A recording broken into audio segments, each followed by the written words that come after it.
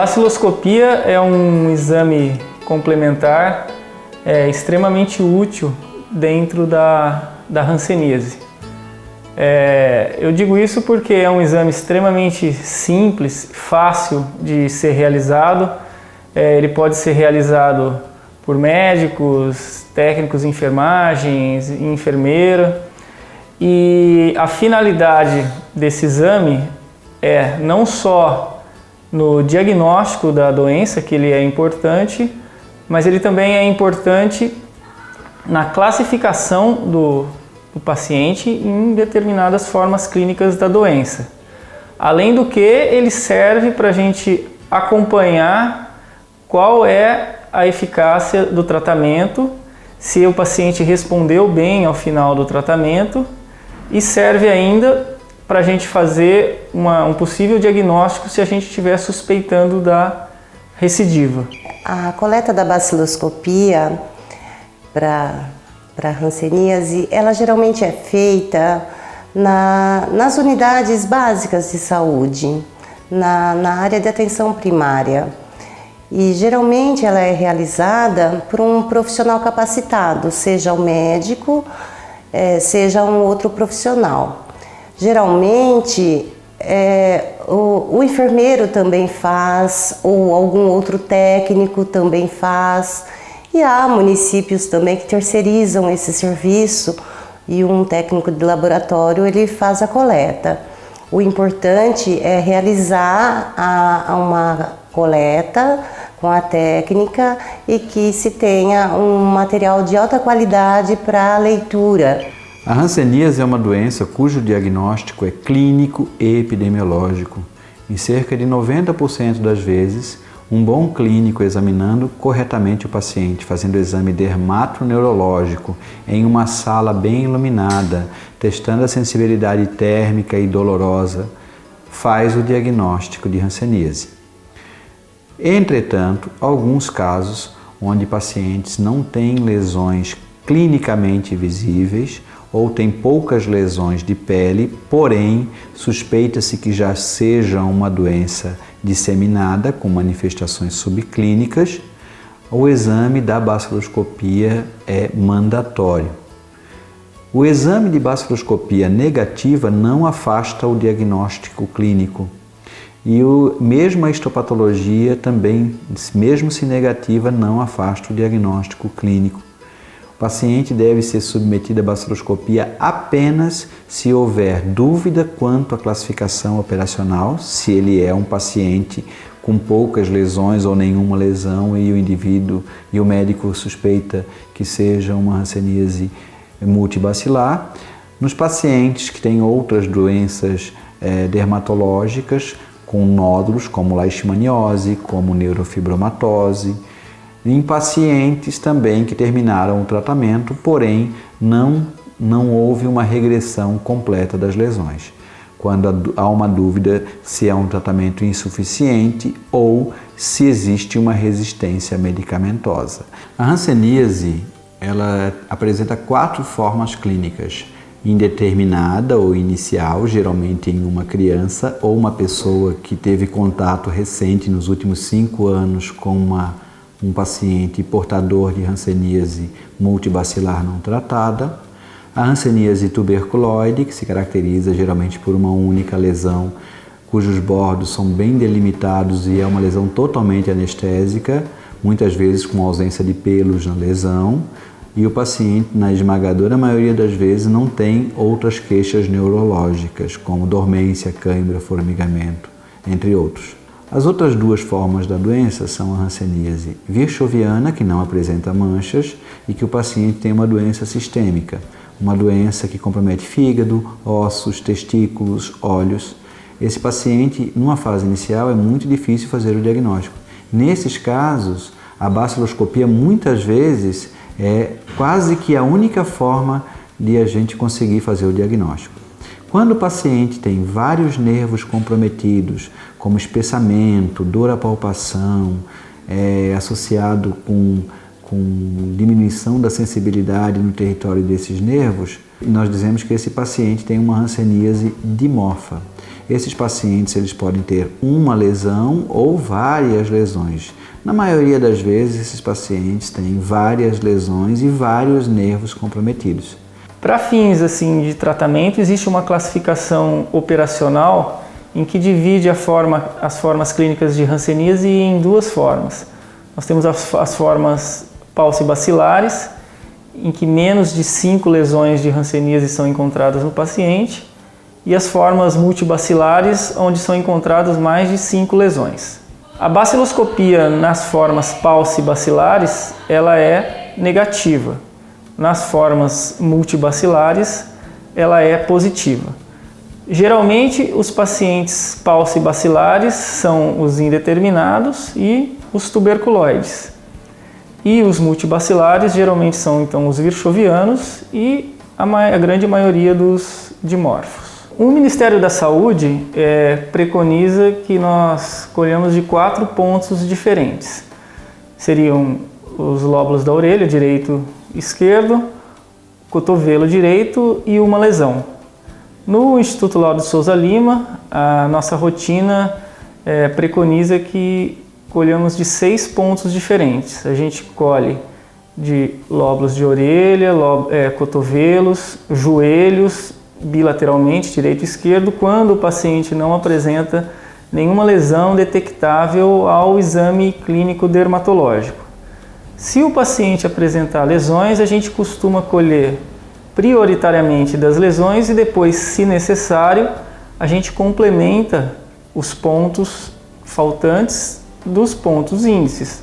Por exemplo, se o paciente tem 2 lesões, a gente colhe das 2 lesões e complementa os outros 4 pontos com os lóbulos das orelhas e dos cotovelos, por exemplo. No momento da coleta, é necessário que os materiais indicados a seguir estejam disponíveis e que todos os profissionais estejam devidamente protegidos, utilizando equipamentos de proteção individual, como luvas, máscara e avental. O bacilo, ele não vai contaminar a gente durante a coleta, não existe o risco de você se contaminar durante a coleta, né? É só para você, na hora de fazer o procedimento, não espirrar, não contaminar também a lâmina na hora que você vai colocar o material na lâmina. Os materiais necessários para a coleta são: solicitação de exame conforme guia de serviços auxiliares de diagnóstico e terapia, lâmina de vidro para microscopia nova, limpa e desengordurada com ponta fosca 26 por 76 milímetros, lamparina álcool 90 graus GL ou bico de Bunsen, álcool 70 graus GL ou 70%, gaze não estéril, algodão hidrófilo, lápis comum, lápis demográfico, fósforo, cabo de bisturi número 3 e lâmina de bisturi número 15 ou bisturi descartável, porta-lâminas de plástico para o transporte das amostras, esparadrapo ou bandagem antisséptica, luvas de procedimento, máscara, pinça de Kelly curva ou reta com proteção de garrotes nas pontas para fazer isquemia no local da incisão, recipiente para descarte de material utilizado. Para realizar a coleta, é necessário que o procedimento ocorra em uma sala arejada, limpa e com boa iluminação. Para dar início à coleta, primeiro acomode o paciente confortavelmente. Explique o procedimento que será realizado. No caso de criança, explique também para a pessoa responsável.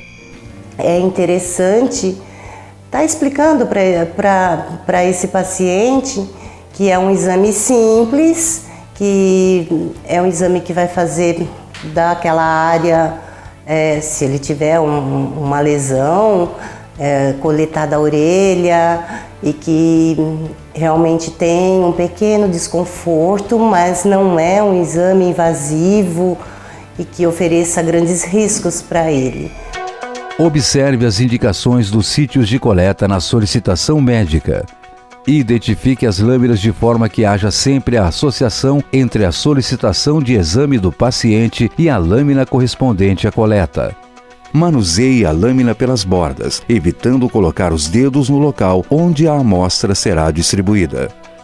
No momento de cada coleta, faça antisepsia com álcool a 70 graus GL ou 70% dos sítios indicados na solicitação médica. Com auxílio da pinça Kelly, faça uma prega no sítio de coleta, pressionando a pele o suficiente para obter a isquemia, evitando o sangramento. Durante a coleta, há uma foto apenas aqui que não foi atualizada. É importante colocar-se nas vídeas da pinça uma borrachinha de garrote para que não haja um ferimento corto-contuso, sobretudo em pele de pacientes idosos ou de crianças, que são peles delicadas, né? É muito importante fazer-se uma técnica atraumática para a coleta da baciloscopia. Se o profissional não tem experiência para fazer o pinçamento digital, recomenda-se, por questão de biossegurança, que ele faça com a pinça. Se não houver a possibilidade de se fazer o pinçamento nem com a pinça nem digital, peça o auxílio de outro profissional para fazer a compressão e a distensão. Assim, haverá possibilidade de se fazer a incisão sem que haja o sangramento. Mantenha a pressão até o final da coleta, tomando cuidado de não travar a pinça. Em seguida, faça um corte na pele de aproximadamente 5 mm de extensão por 3 mm de profundidade. Coloque o lado não cortante da lâmina do bisturi em ângulo reto em relação ao corte e realize o raspado intradérmico das bordas e do fundo da incisão, retirando uma quantidade suficiente e visível de material. Se fluir sangue no momento do procedimento, o que não deverá acontecer se a compressão da pele estiver adequada, enxugue com algodão. Distribua o material coletado na lâmina, fazendo movimentos circulares do centro para a borda, numa área aproximadamente de 5 a 7 milímetros de diâmetro, mantendo uma camada fina e uniforme. O primeiro esfregaço deverá ser colocado na extremidade mais próxima da identificação do paciente e o segundo próximo ao primeiro, observando uma distância de pelo menos meio centímetro entre cada amostra e assim sucessivamente. Os esfregaços devem estar no mesmo lado da parte fosca da lâmina. Entre um sítio e outro de coleta, limpe a lâmina do bisturi e a pinça utilizada com algodão ou gás embebido em álcool 70 graus GL ou 70%, para que não ocorra contaminação entre elas. Faça curativos compressivos e nunca liberar o paciente se estiver sangrando. O espaço físico para a coleta da baciloscopia não necessariamente precisa ser um espaço exclusivo para essa coleta. A coleta ela pode ser realizada dentro do próprio consultório, desde que seja um lugar limpo, um balcão limpo e esse material esteja devidamente acondicionado. Após a coleta, não é necessário se fazer uma limpeza terminal desse ambiente. Uma limpeza concorrente já é o suficiente, uma limpeza desse balcão ou de toda essa mobília, esse espaço onde esse material teve contato, uma limpeza com álcool 70 já é o suficiente, sem necessidade de se pensar em limpeza terminal após cada coleta.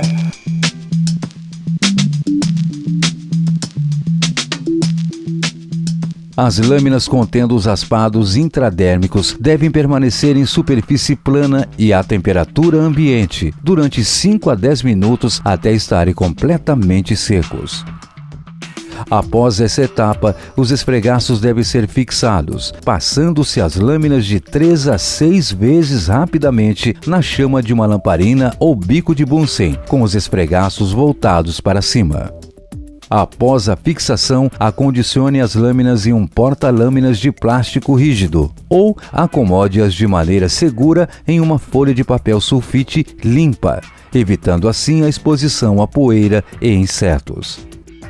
Para o transporte à unidade laboratorial, os porta-lâminas ou as lâminas envolvidas no papel sulfite deverão ser acondicionadas em caixas resistentes e devidamente fechadas. Sua identificação deve conter a unidade de origem, o endereço de destino e o remetente. O material deverá ser enviado o mais rápido possível junto com as guias de SADT devidamente preenchidas. Quando a gente recebe o resultado da baciloscopia, nós temos dois indicadores importantes, o índice baciloscópico e o índice morfológico. Cada ponto de coleta, o técnico que leu a lâmina nos dá um resultado em cruzes. Quando nenhum bacilo é encontrado, ele vem como 0 ou negativo. E quando uma grande quantidade de bacilo é encontrado, pode vir até 6 cruzes nesse determinado ponto. Então, o índice baciloscópico seria o número de cruzes que a gente encontra em cada ponto, dividido pelo número de locais que a gente colheu. Então, se nós colhemos 4 pontos, seria o número de cruzes de cada ponto dividido por 4. Esse número ele é importante para nós acompanharmos a eficácia do tratamento. Se a gente tem um índice baciloscópico inicial, por exemplo, de 4, a gente espera que após 1 ano de tratamento de poliquimioterapia, esse índice tenha reduzido pelo menos em 1 ponto, pelo menos para 3 ou menos. Então, é extremamente importante o índice baciloscópico para nós acompanharmos a eficácia da poliquimioterapia na hanseníase. Já o índice morfológico, ele mostra para a gente se existe, dentre os bacilos que foram coletados, algum bacilo ainda vivo. Por quê? De acordo com as características estruturais da parede da bactéria, o técnico tem informações se aquele bacilo está vivo, se for um bacilo corado, bem formado ou fragmentado. Então, a partir do índice morfológico, a gente sabe, ou pelo menos tem uma boa ideia, se existe algum bacilo vivo naquele local. A presença de bacilo viável morfológica, com índice morfológico alto, em um paciente já em tratamento, pode sugerir algum tipo de resistência medicamentosa. Eu acho importante ressaltar que o fato de um paciente estar com uma baciloscopia positiva após o tratamento, isso não significa falha de tratamento, ineficácia ou resistência medicamentosa. Então, por isso que é importante nós termos o índice baciloscópico do paciente no início do tratamento e após 1 ano de poliquimioterapia, nos casos dos multibacilares, a gente espera que esse índice tenha caído pelo menos em 1 ponto. Por exemplo, o paciente com índice baciloscópico 4,5 no início do tratamento. Ao final dos 12 meses de tratamento, se a baciloscopia for realizada novamente, ela muito provavelmente não vai estar negativa. Ela vai estar ainda positiva, mas num valor pelo menos de 3,5 ou menos. Se essa baciloscopia estiver ainda em valores próximos às iniciais, por exemplo, 4,5 nesse exemplo que eu citei, é necessário eventualmente 12 doses complementares do tratamento. Então, não necessariamente a baciloscopia vai se negativar em apenas 12 meses, dependendo do valor do índice baciloscópico do início do tratamento. A baciloscopia, portanto, é um exame subsidiário, é um exame, quando bem indicado, tem sua importância, porém devemos lembrar que a clínica é sempre soberana. O paciente com hanseníase disseminada, independente da baciloscopia ou do resultado da baciloscopia ou do resultado da biópsia, devem ser tratados como multibacilares, e pacientes com lesão localizada, se a baciloscopia for negativa, provavelmente serão verdadeiramente pacientes paucibacilares. As técnicas de coleta e coloração são muito importantes. Os laboratórios que fazem a baciloscopia têm que proceder da maneira como está descrito no Manual de Baciloscopia do Ministério da Saúde. Caso contrário, o laudo não será confiável. A técnica de coleta de baciloscopia é muito importante, desde que se colete das lesões. Claro, se não houver lesões, coleta-se de orelhas e cotovelos do paciente. Se não houver coleta das lesões, o resultado não é fidedigno. Tem que ser sempre representada pelo menos uma lesão de pele do paciente. A técnica de coloração de bacilo, álcool ácido resistente para tuberculose e para hanseníase não é a mesma. Isso é muito importante porque o kit de coloração de bacilos álcool ácido resistentes normalmente vem para tuberculose. Então o álcool ácido tem que ser diluído. A fucsina, se for a 0,3%, ela não serve também para a coloração de lâminas de linfa. Então tem que ser atentado para isso. Isso está bem explicitado no Manual de Baciloscopia do Ministério da Saúde. Em caso de dúvida, em pacientes adultos, se é multi ou paucibacilar, se o paciente tiver múltiplas queixas, formigamento, dormência em membros, ou se você tiver dúvida se é um multi ou um pauci, em adultos preferível tratar como multibacilar. Os procedimentos para coleta de baciloscopia, eles são muito bem descritos no Manual de Baciloscopia em Hanseníase que foi produzido pelo Ministério da Saúde. Desde o momento da coleta, os detalhes do procedimento, coloração, leitura. No entanto, a parte prática, ela realmente requer habilidades, ela requer conhecimento e o que é orientado, né, para os profissionais de saúde, que algum profissional que precise ser capacitado ou que precise fazer uma reciclagem desse conhecimento, dessa técnica, que procurem centros de referência em hanseníase que realizam esse trabalho para fazer uma capacitação em coleta de baciloscopia.